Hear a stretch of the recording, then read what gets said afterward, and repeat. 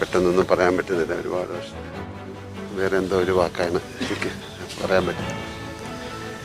വളരെ ഞെട്ടലോടെയാണ് കവിയൂർ പൊന്നമ്മയുടെ മരണവാർത്ത മലയാളി പ്രേക്ഷകർ സ്വീകരിച്ചത്.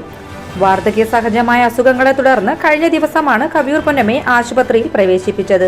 ബ്ലാക്ക് ആൻഡ് വൈറ്റ് യുഗം മുതൽ 6 പതിറ്റാണ്ടുകളായി മലയാള സിനിമയിൽ നിറഞ്ഞു നിന്ന അഭിനേത്രിയാണ് കവിയൂർ പൊന്നമ്മ. പല താരങ്ങളുടെ കൂടെയും അമ്മയായി വേഷമിട്ടിട്ടുണ്ടെങ്കിലും മോഹൻലാൽ തന്റെ മകനായി അഭിനയിക്കുന്നതാണ് തനിക്ക് ഏറ്റവും ഇഷ്ടമെന്ന് പലപ്പോഴും കവിയൂർ പൊന്നമ്മ തുറന്നു പറഞ്ഞിട്ടുണ്ടായിരുന്നു.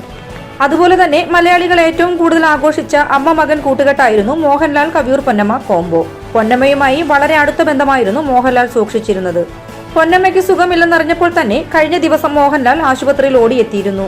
മാത്രമല്ല മോഹൻലാലിന്റെ ഭാര്യ സുചിത്രയായിരുന്നു അവസാന ദിവസങ്ങളിൽ അമ്മയ്ക്ക് കൂട്ടിനുണ്ടായിരുന്നത്. പൊന്നമ്മയുടെ മരണവാർത്തയോട് വളരെ വേദനയോടെയായിരുന്നു മോഹൻലാൽ പ്രതികരിച്ചത്.